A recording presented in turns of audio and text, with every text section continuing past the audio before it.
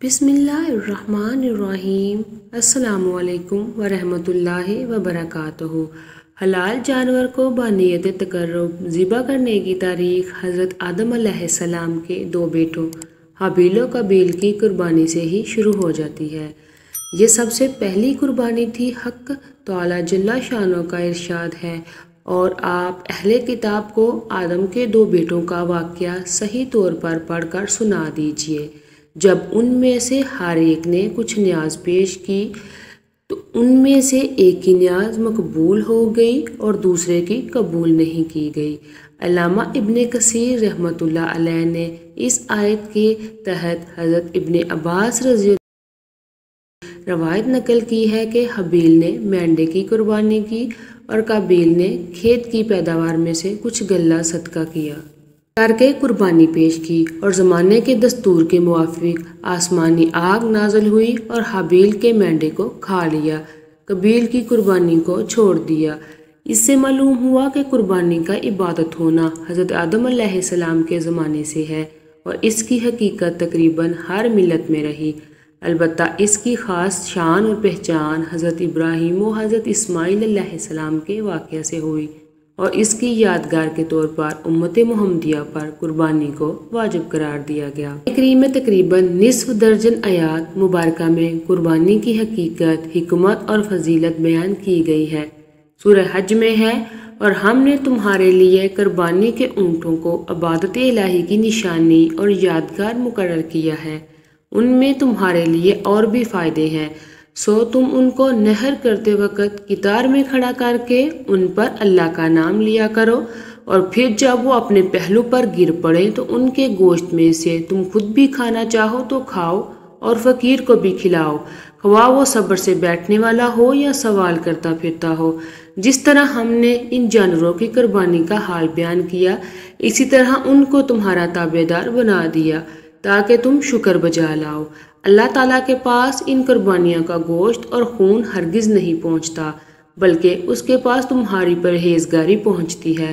اللہ تعالیٰ نے ان جانوروں کو تمہارے لیے اس طرح مسخر کر دیا تاکہ تم اس احسان پر اللہ تعالیٰ کی بڑائی بیان کرو کہ اس نے تم کو قربانی کی صحیح راہ بتائی، اور اے پیغمبر مخلصین کو خوشخبری سنا دیجیے۔ سورہ حج میں دوسرے مقام پر اسے شعائر اللہ میں سے قرار دیتے ہوئے اس کی عظمت بتائی گئی، اور قربانی کی تعظیم کو دل میں پائے جانے والے تقوی خداوندی کا مظہر قرار دیا ہے۔ اور جو شخص اللہ تعالیٰ کی نشانیوں اور یادگاروں کا پورا احترام قائم رکھے تو ان شاعر کا یہ احترام دلوں کی پرہیزگاری سے ہوا کرتا ہے۔ سابق انبیاء کرام علیہ السلام کی شریعتوں میں قربانی تسلسل حضرت عیسیٰ علیہ السلام کی بعثت تک پہنچتا ہے، جس کا طریقہ یہ تھا کہ قربانی ذبح کی جاتی اور وقت کے نبی علیہ السلام دعا مانگتے اور آسمان سے خاص کیفیت کی آگ اترتی اور اسے کھا جاتی، جسے قبولیت کی علامت سمجھا جاتا تھا۔ قرآن کریم میں ہے، یہ لوگ ایسے ہیں جو یوں کہتے ہیں کہ اللہ نے ہمیں حکم دے رکھا ہے کہ ہم کسی رسول کی اس وقت تک تصدیق نہ کریں جب تک وہ ہمارے پاس ایسی قربانی نہ لائے کہ اس کو آگ کھا جائے۔ حضرت علی رضی اللہ عنہ سے روایت ہے کہ رسول اللہ صلی اللہ علیہ وآلہ وسلم نے حضرت فاطمہ رضی اللہ تعالی عنہ سے فرمایا، اے فاطمہ اٹھو اور اپنی قربانی کے پاس ذبح کے وقت موجود رہو، اس لیے کہ اس کے خون کا پہلا قطرہ گرنے کے ساتھ تمہارے گناہ معاف ہو جائیں گے۔ یہ قربانی کا جانور قیامت کے دن اپنے گوشت اور خون کے ساتھ لایا جائے گا، تمہارے ترازو میں 70 گنا زیادہ کر کے رکھا جائے گا۔ حضرت ابو سعید رضی اللہ عنہ نے عرض کیا، اللہ کے رسول، یہ فضیلت خاندان نبوت کے ساتھ خاص ہے جو کسی بھی خیر کے ساتھ مقصود ہونے کے حقدار ہیں، یا تمام مسلمانوں کے لیے ہے؟ فرمایا، یہ فضیلت آل محمد کے لیے خصوصاً اور تمام مسلمانوں کے لیے بھی ہے۔ حضرت علی رضی اللہ تعالیٰ عنہ سے روایت ہے کہ نبی صلی اللہ علیہ وسلم نے فرمایا، اے لوگو، تم قربانی کرو اور ان قربانیوں کے خون پر اجر و ثواب کی امید رکھو، اس لیے کہ ان کا خون اگرچہ زمین پر گرتا ہے لیکن وہ اللہ کے حفظ و امان میں چلا جاتا ہے۔ حضرت حسین بن علی رضی اللہ تعالیٰ عنہ سے مروی ہے کہ رسول اللہ صلی اللہ علیہ وسلم نے فرمایا، جو شخص خوش دلی کے ساتھ اجر و ثواب کی امید رکھتے ہوئے قربانی کرے گا تو اس کے لیے جہنم کی آگ سے رکاوٹ بن جائے گی۔ ناظرین، جیسا کہ آپ تمام لوگ جانتے ہیں کہ کچھ دنوں کے بعد عید الاضحیٰ یعنی کہ بقرعید کا تہوار شروع ہونے والا ہے، جس تہوار میں ہم قربانی کرتے ہیں اور اس قربانی سے حضرت ابراہیم اور حضرت اسماعیل علیہ السلام کی یاد تازہ کرتے ہیں۔ اس دن اللہ پاک نے اپنے پیارے جلیل القدر پیغمبر حضرت ابراہیم علیہ السلام پر ایک بہت بڑی آزمائش ڈالی تھی اور جس میں وہ کامیاب ہوئے تھے، اور اس دن کے بعد سے ہر مسلمان اس سنت کو پورا کرتے ہوئے قربانی کرتے ہیں۔ قربانی کرنا اللہ پاک کو بہت پسند ہے، اور قربانی کرنے کا اجر و ثواب یہ ہے کہ جانور کا خون زمین پر گرنے سے پہلے قربانی کرنے والے شخص کے تمام گناہ اللہ پاک معاف فرما دیتا ہے۔ حضور صلی اللہ علیہ وآلہ وسلم نے ارشاد فرمایا، اللہ کی رضا اور سچی نیت سے قربانی کرنے والوں کو قربانی کے جانور کے ہر بال کے بدلے ایک نیکی عطا فرمائے گا۔ بقرعید ذوالحجہ کے مبارک مہینے میں منائی جاتی ہے، اور یہ مہینہ اللہ کو عام مہینوں سے زیادہ محبوب ہے، اور بقرعید اسی مہینے کی 10ویں تاریخ کو منائی جاتی ہے جس دن قربانی کی جاتی ہے۔ یہ دن اللہ کو عام دنوں کے مقابلے میں افضل اور بہت پسند ہے۔ جیسا کہ آپ تمام لوگ جانتے ہیں، قربانی حضرت ابراہیم علیہ السلام کی سنت ہے جس کو اللہ پاک نے ہم مسلمانوں پر واجب کیا ہے، اسی لیے ہر سال بقرعید کے موقع پر ہر مسلمان قربانی کرتا ہے۔ آج کے اس ویڈیو میں ہم بات کرنے والے ہیں 5 ایسے لوگوں کے بارے میں جن کے بارے میں حضور پاک صلی اللہ علیہ وآلہ وسلم نے ارشاد فرمایا، 5 لوگوں کے اوپر قربانی واجب نہیں ہے، یعنی کہ یہ 5 ایسے لوگ ہیں جن کو قربانی معاف ہے۔ اگر یہ 5 لوگ بقرعید کے موقع پر قربانی نہیں کرتے تو ان پر کوئی گناہ نہیں ہوگا، اور اس کے ساتھ ساتھ ہم ایسے لوگوں کے بارے میں بھی بتانے والے ہیں جن پر قربانی واجب ہوتی ہے، یعنی جن کے لیے قربانی کرنا فرض ہے۔ اگر یہ لوگ بقرعید کے موقع پر قربانی نہیں کرتے ہیں تو گناہ گار ہوں گے، اس لیے اس ویڈیو کا مقصد سب مسلمانوں کے لیے بہت زیادہ خاص ہے۔ ناظرین، بقرعید کا تہوار ذوالحجہ کی 10، 11 اور 12 تاریخ کو منایا جاتا ہے۔ اسلام میں عید الفطر کے بعد دوسرا سب سے بڑا یہ تہوار ہے۔ اس کو سنت ابراہیمی یا عید قربان کے نام سے بھی جانا جاتا ہے۔ رسول پاک صلی اللہ علیہ وآلہ وسلم نے ارشاد فرمایا، بقرعید پر قربانی کرنا ہر اس مسلمان مرد اور عورت پر واجب ہے جس پر صدقہ فطر واجب ہوتا ہے، یعنی ایسے لوگوں پر بقرعید کے دن قربانی کرنا ضروری ہوتا ہے۔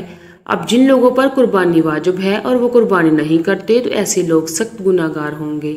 ایسے لوگوں کے بعد میں آپ صلی اللہ علیہ وآلہ وسلم نے ارشاد فرمایا، جو شخص قربانی کرنے کی حیثیت رکھتا ہے اور پھر بھی وہ قربانی نہیں کرتا تو اس کے چاہیے کہ وہ ہماری عیدگاہ کے قریب بھی نہ آئے، یعنی کہ ایسے شخص کے لیے آپ صلی اللہ علیہ وآلہ وسلم نے اتنی ناراضگی ظاہر کی ہے۔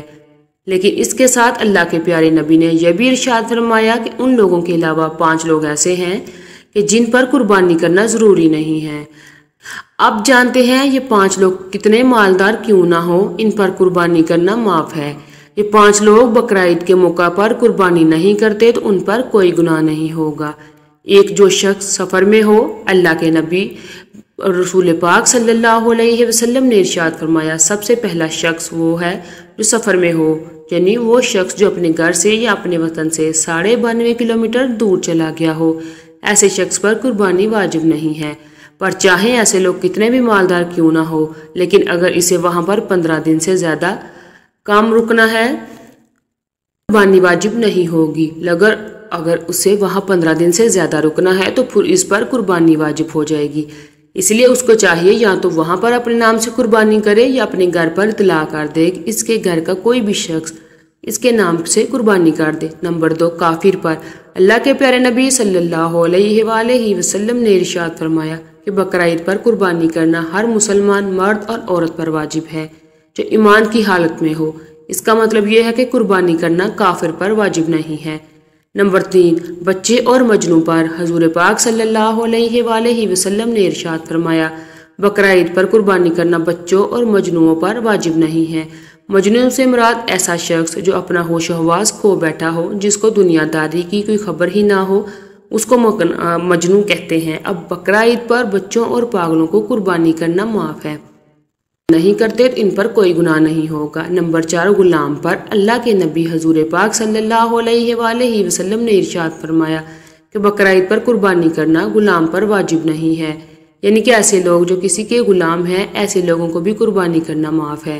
اگرچہ یہ لوگ بھی قربانی نہیں کرتے تو ان پر کوئی گناہ نہیں ہوگا، اور اگر یہ لوگ عید پر جانور لا کر اس کی قربانی کر دیتے ہیں تو ایسے لوگوں کو اللہ تبارک و تعالیٰ خوب اجر دے گا۔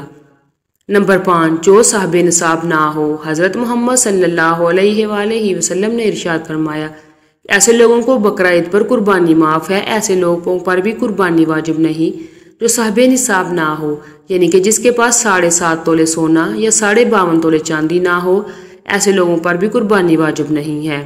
اس کا مطلب یہ ہے کہ جس کے پاس رہنے کا مکان، کھانے پینے کا سامان، استعمال کے کپڑے اور روزانہ استعمال کی جانے والی چیزوں کے علاوہ 7.5 تولے سونا اور 52.5 تولے چاندی کی رقم موجود نہ ہو، ایسے لوگوں پر قربانی معاف ہے۔ ناظرین، بس آپ اتنا دھیان رکھیں، قربانی اس شخص پر واجب ہے جو صاحب نصاب ہو۔